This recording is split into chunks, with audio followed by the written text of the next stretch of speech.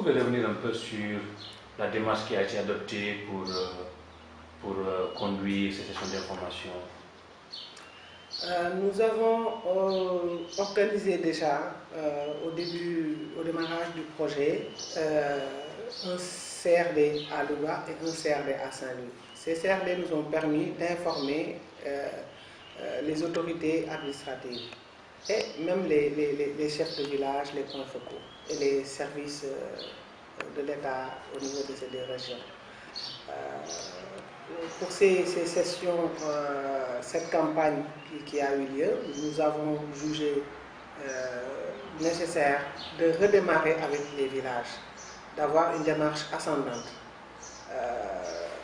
Nous allons organiser au niveau de chaque village, les 41 villages qui sont couverts par le PDIDAS, nous allons organiser au niveau de chacun de ces villages une session d'information qui va regrouper les chefs de village, les points focaux du PDIDAS, les associations de producteurs, les associations villageoises, les groupements de promotion féminine, vraiment toutes les entités existant au niveau du village, pour mieux les informer, que tout le monde soit informé du PDIDAS.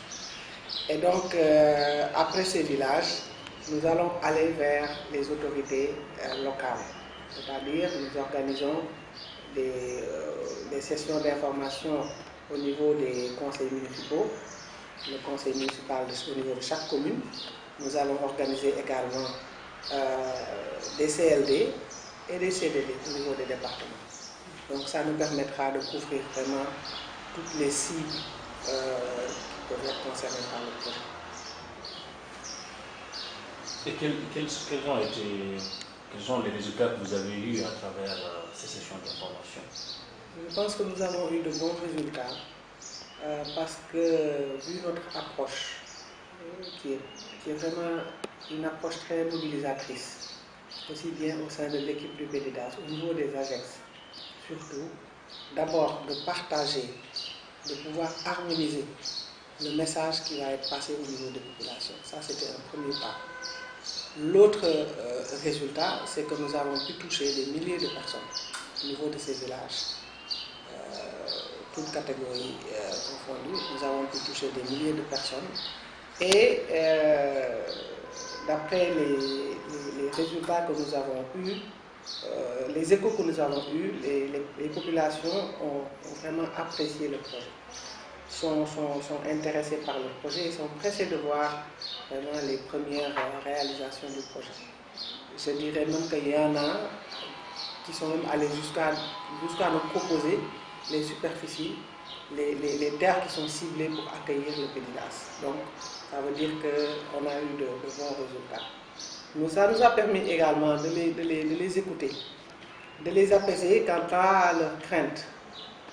Leur crainte, c'est par rapport à la spoliation des terres dont on parle. Et donc, ils ont été apaisés et dès qu'ils ont compris l'esprit du projet, l'approche du projet, leur implication dans la prise de décision, ça a permis vraiment d'avoir une adhésion de ces populations à ce projet. Et quelles sont les prochaines étapes par rapport à l'information concernant le PDIDAS? Les prochaines étapes, j'en ai presque parlé tout à l'heure, c'est remonter au niveau de la commune, parce que c'est la commune qui a la responsabilité de signer des conventions avec les investisseurs, par exemple. C'est la commune qui fait les délibérations, etc. Donc, avant d'aller à un niveau supérieur, nous allons organiser au niveau des conseils municipaux des sessions d'information sur le PDIDAS et plus tard organiser des CLD et des CLD pour impliquer vraiment toutes les autorités locales qui auront vraiment des actes à poser dans le cadre de la mise en œuvre de ce projet.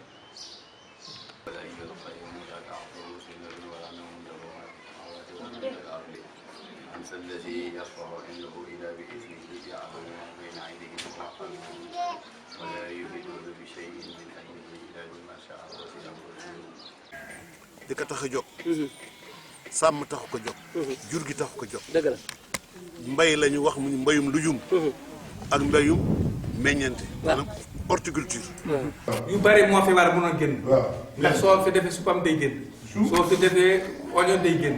soo fi defee loo fi mën a def dafay génn fii. dafa nekk projet boo xamante ne nguuru Sénégal moo ko moom projet am la muy lëkkaloo ci ak ay services techniques parce que xam ngeen projet dafa am diir projet day nekk juróomi at ñeenti at juróom-benni at waaye après projet ba day jeex léegi nag li ñuy def mooy da ngay méngoo da ngay bokk ak ñi nga xamante ne ay services ci nguur gi lañ ne ay services yoo xamante ne moom ñu ngi fi ba abadan nga xam ne au cas bu projet ba jeexee ñooñu lañ mën a continuer liggéey bi. day fekk aussi service yoo xamante ne seen xam-xam dafa màcc ci projet bi di liggéey donc ñun dañoo lëkkaloo ak ñooñu mu mat juróomi service yoo xamante ne ñun ak ñoom ñooy ànd pour liggéey projet bi. ba moom benn question léegi ñun am nañ suuf jéeye lañ mais dañoo bëgg léegi ngeen financé ñu léegi ñun fan la ñuy jaar ak naka la ñuy def ba déposer projet bi yëpp ba ngeen financé ñu. ok loolu projet bi ci boppam dafa préparer li ñu tuddee ay fiche de projet.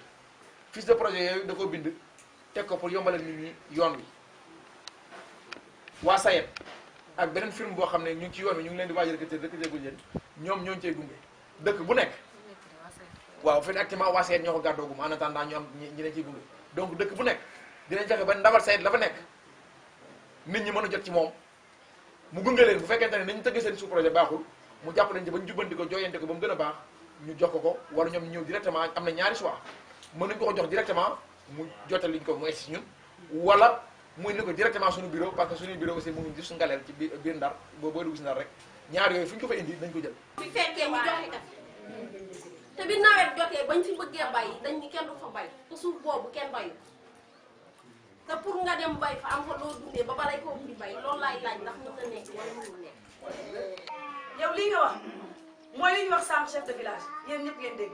suuf si ñuy joxe ci turu dëkk bi na nekk suuf soo xam ne ma nga fële kenn moomu ko kenn bayi ko ngeen ne lii lañ bëgg ñu jàppale leen ci parce que bés boo leen ko waxee waa SAED dañuy ñëw nat ñu commencé dañ fa war a def ñu di ko fa def fa ngeen di bàyyi nawet fa ngeen di bàyyi bu nawet jotee bàyyi leen foofu fa ngeen di joxe ngeen joxe fa rek. ñaata groupement benn.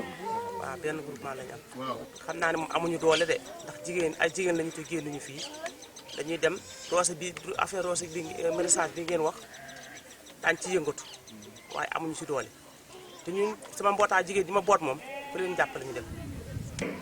kan moo fay bay yéen la une partie kon yéen la ni appuyer PDIDAS bu ñëwee dañ appuyer ne indi ndox bu indee ndox am na ndox yoo xam da koy dugal si biir tool yi aménagement tertiaire yi yooyu am na ay mesures d'accompagnement li si war a ànd lépp dana ko si def parce que finalité bay PDIDAS ab projet la projet boo xam ni juróom-benni at lay am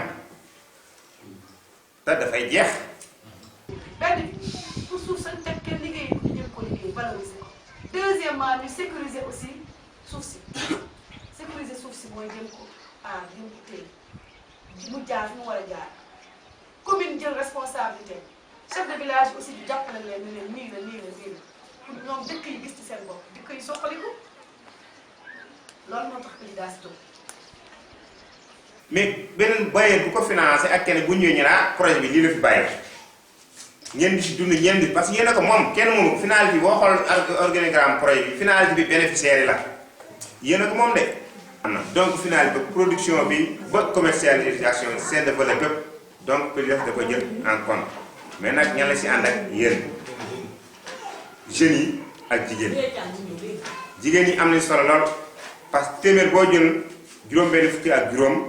bokk na si booy see ma kontaan ma intervention jigéen ñi xam naa ne ñoom ñi danañ si dugg ba jeex si biir PDIDAS. mais ëllëg la fay des nag yéen ak moom.